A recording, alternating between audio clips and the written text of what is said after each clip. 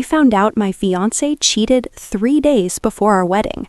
Not from a message, not from a rumor, not even from him, from a seating chart. It was spread across my dining table, ivory cards lined in perfect rows, each name carefully placed, months of planning reduced to neat little rectangles. I was double-checking last-minute changes when I noticed something off. There was a name I didn't recognize. At first, I assumed it was a +1 I'd forgotten. That happens. Weddings get messy. People bring people. Names blur together. But this one wasn't sitting in the +1 section. She had her own seat, front table, close to the stage, close to him.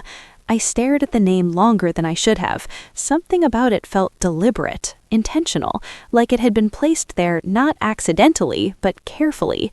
I picked up my phone and called him. "Hey," I said, keeping my voice light. "Quick question, who's—" I read the name out loud. There was a pause, not a confused pause, not a let me think pause, a sharp one, like he'd just been caught off guard.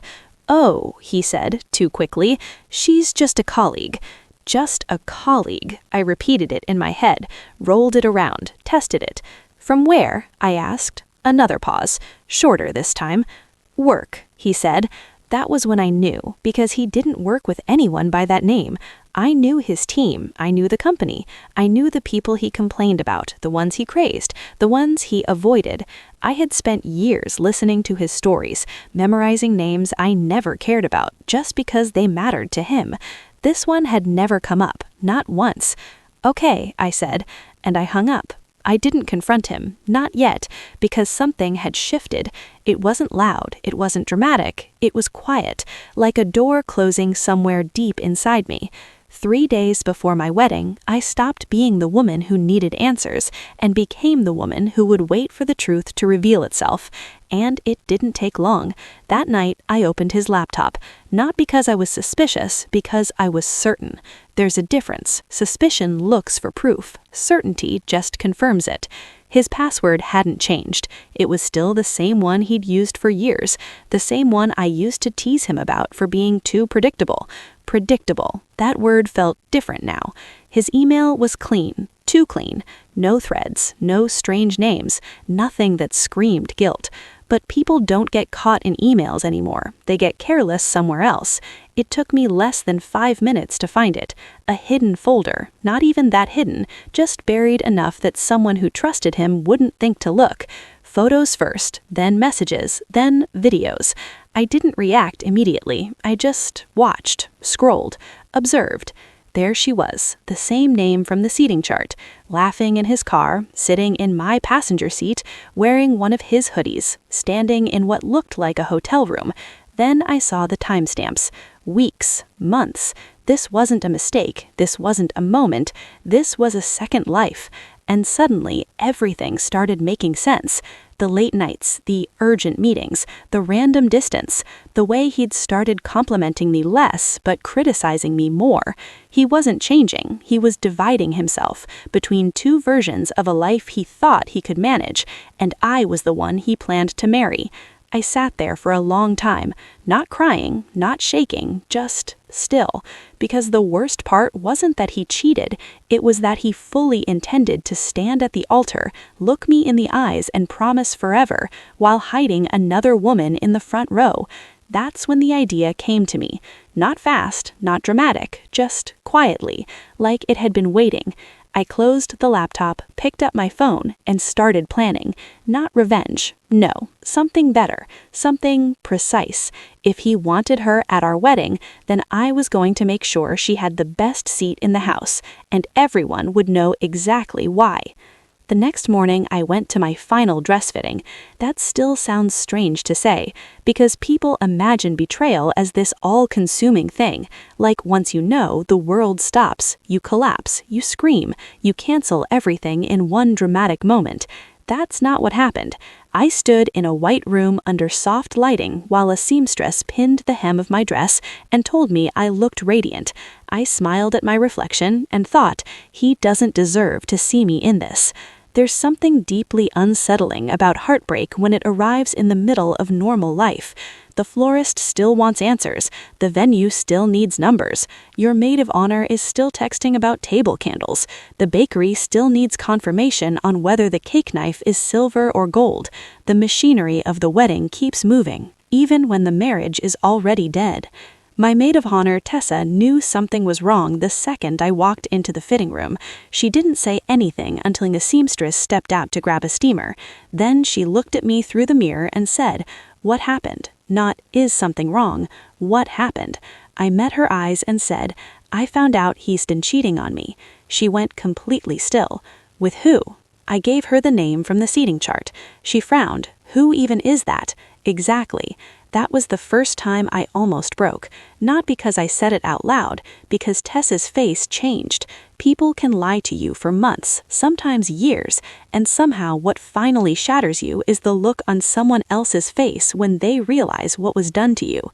She crossed the room, grabbed my hands, and said, "Tell me everything." So I did, not all at once, piece by piece. The seating chart, the pause on the phone, the laptop, the folder, the messages, the videos. By the time she finished, Tessa looked like she wanted to burn his car. "Call it off," she said immediately. "Today, right now." "I will," but she heard something in my voice. "You already have a plan." I looked back at my reflection. Yes, Tessa knew me well enough to not interrupt silence when I was thinking. She waited. "I'm not disappearing quietly," I said. "I'm not going to let him tell some version of this where we just had problems, or things got complicated, or the wedding was called off because of stress. I'm not giving him that." Tessa's eyes narrowed. "What are you thinking?"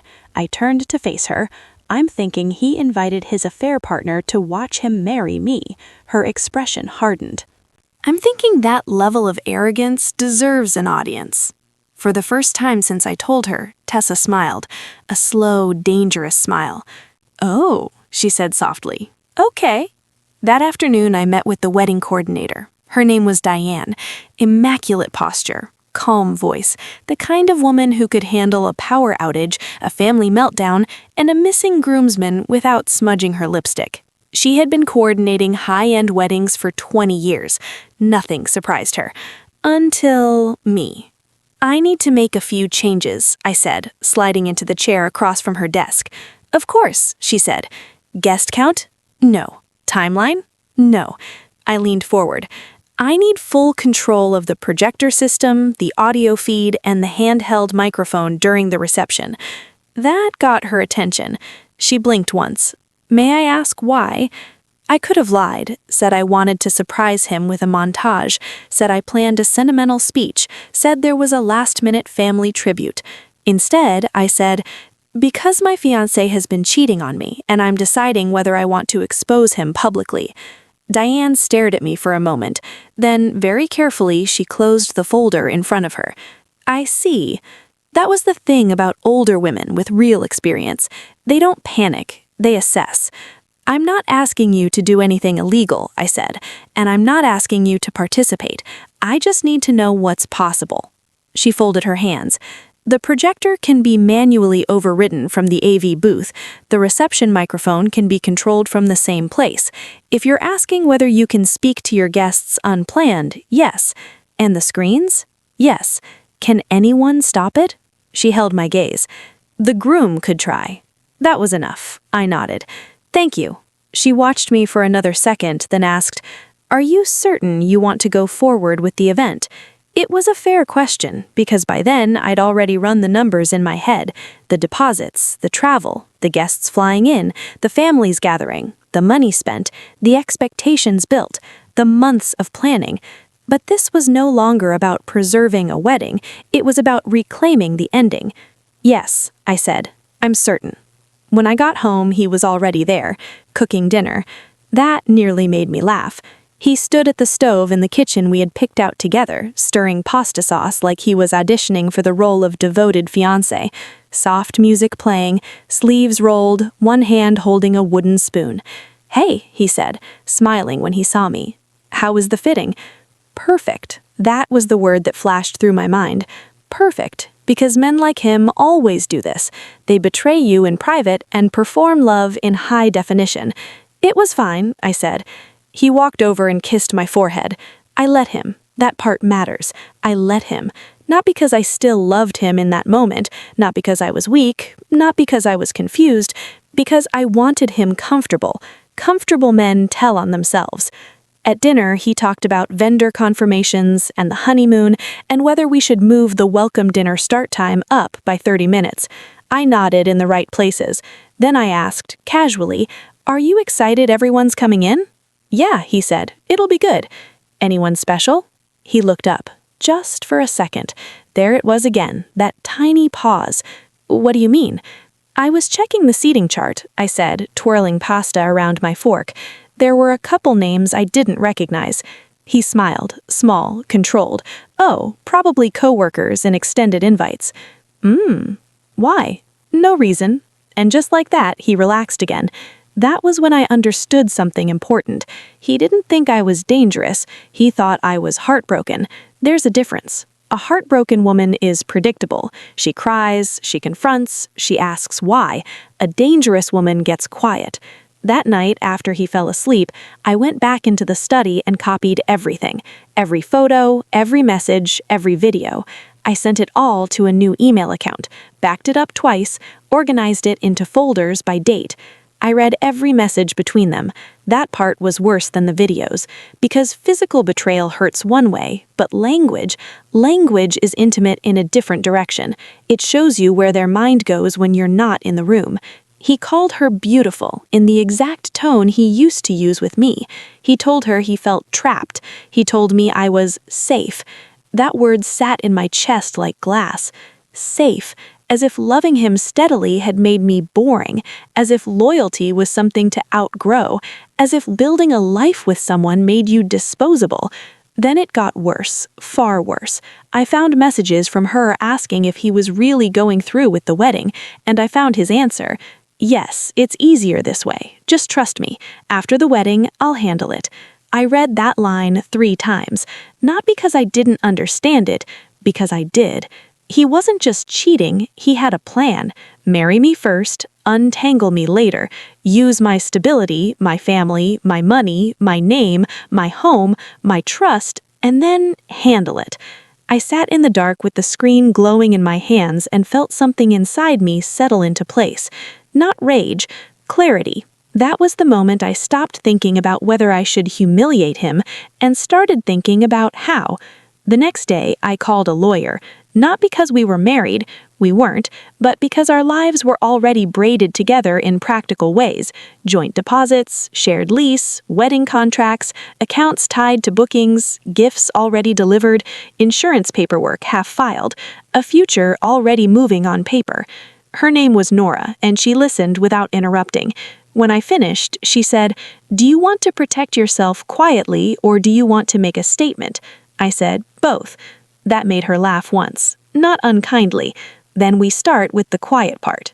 By noon, I had frozen what needed freezing, documented what needed documented, and untangled enough of my side of things that if everything exploded publicly, he wouldn't be able to drag me down with him financially. That gave me room to think. That gave me room to be strategic. By evening, Tessa came over with takeout and a legal pad. We sat at my kitchen island like we were planning a corporate launch. Maybe we were. "Let's list assets," she said. "Evidence," I corrected. She uncapped the pen.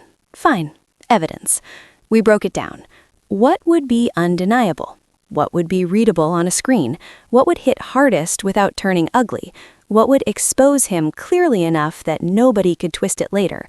Because that mattered to me. I didn't want chaos. I wanted certainty. No screaming match, no he said, she said, no chance for him to grab a mic and call me unstable. I wanted everyone in that room to see the truth in his own words. Then Tessa looked up and asked the question that changed the whole plan. What about her? I knew exactly who she meant. The woman, the one with the front table seat. I had spent the entire day trying not to think about her as a person.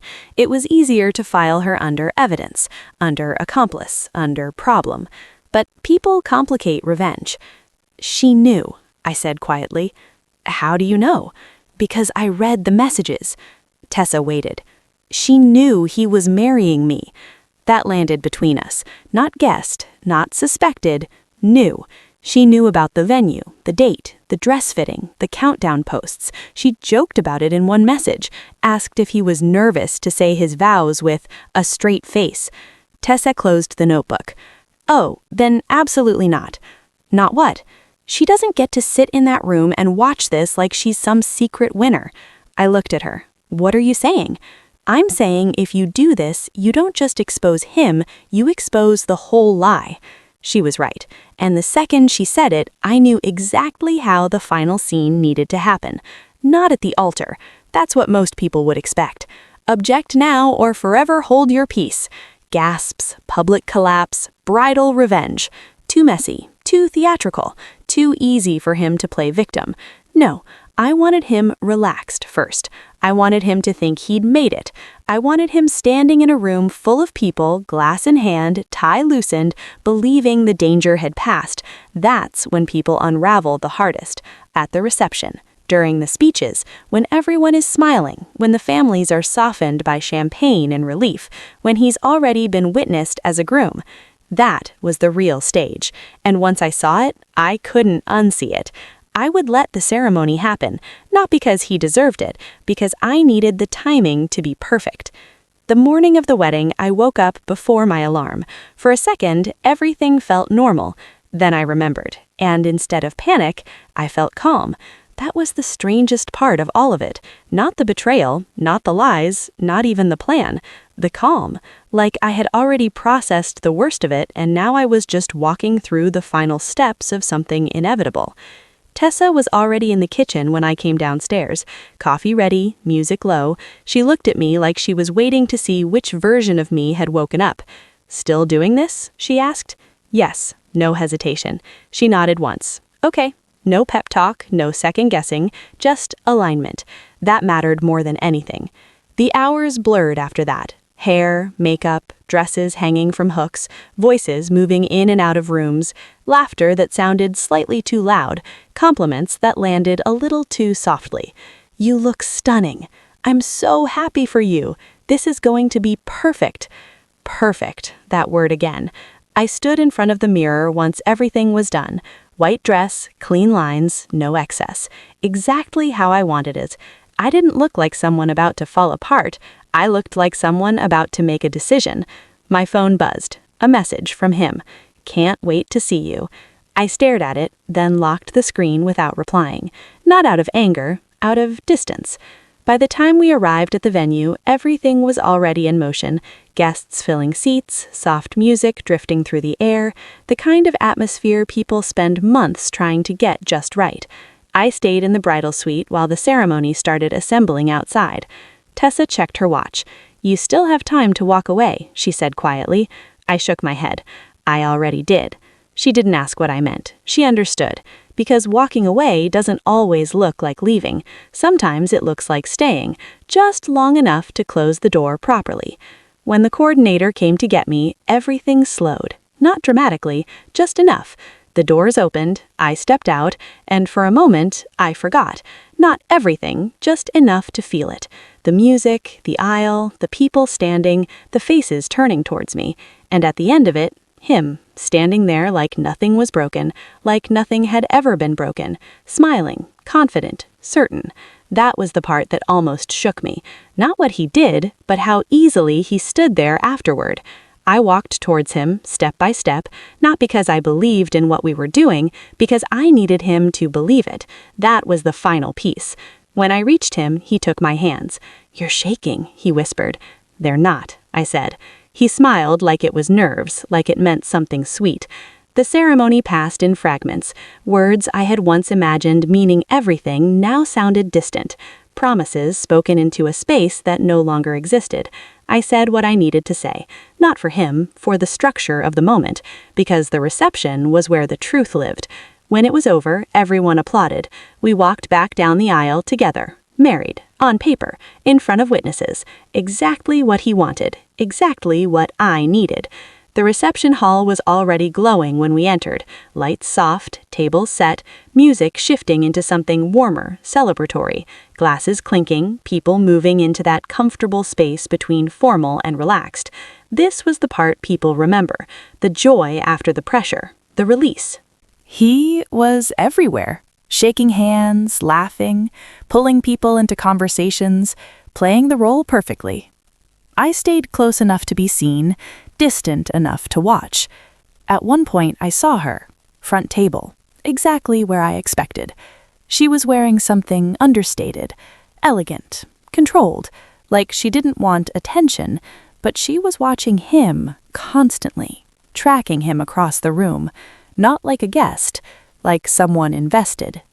Our eyes met once, just for a second, and in that second, I saw it. Not guilt, not fear, expectation. That was when I knew I had read everything correctly. She didn't think she was losing. She thought she was next. I smiled at her, not kindly, not cruelly, just knowingly. And then I looked away. The speeches started shortly after, parents first, then friends, stories, laughter, carefully curated memories. He squeezed my hand under the table during one of them. "Almost done," he whispered. I turned slightly toward him. "Yes," I said. "Almost." When the final scheduled speech ended, there was a natural shift in the room, people relaxing further, servers moving, music adjusting. That was the moment. I stood. Tessa caught my eye across the room. I didn't need to say anything. She gave me a small nod. "Go." I walked toward the microphone. There was a ripple of attention as people realized I was about to speak. Some smiled, some leaned in, some lifted their phones. He looked surprised, pleasantly surprised, like this was an unscripted moment of affection. "I didn't know you were giving a speech," he said quietly as I passed him. "I didn't either," I said, and then I took the microphone. For a second, I just stood there, letting the room settle, letting the silence build, letting every eye find me. "Hi," I said, soft, steady. A few people laughed lightly, the kind of reaction people have when they expect something warm. "I wasn't planning to speak tonight," I continued, "but there are some things that shouldn't be left unsaid." That shifted the energy, just slightly. Enough. I looked at him, then at the room, then back at him.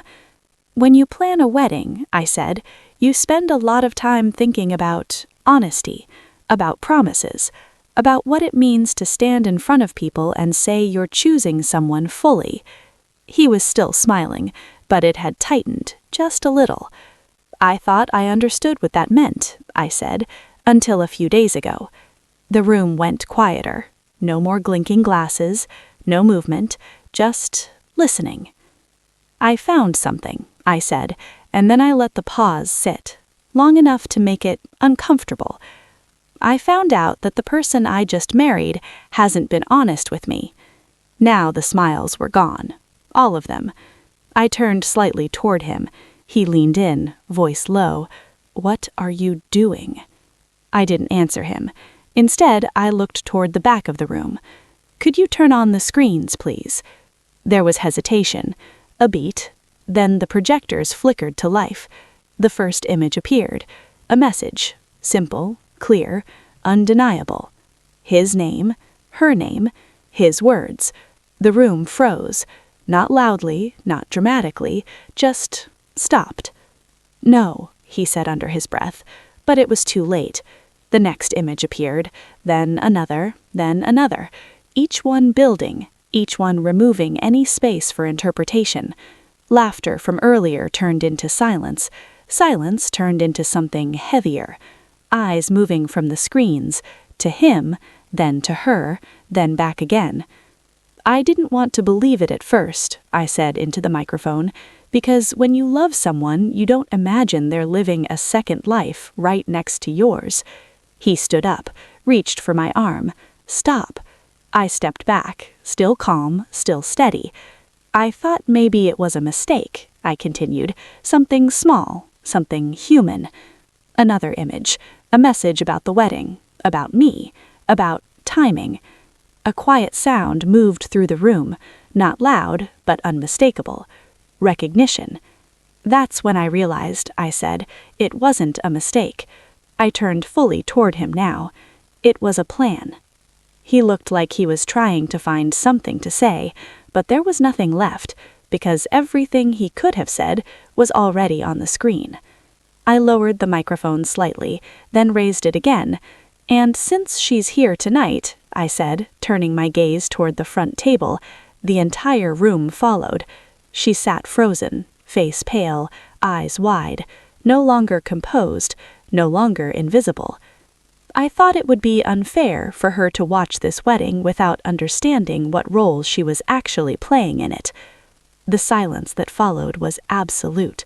No music, no movement, just truth, unfiltered, unavoidable.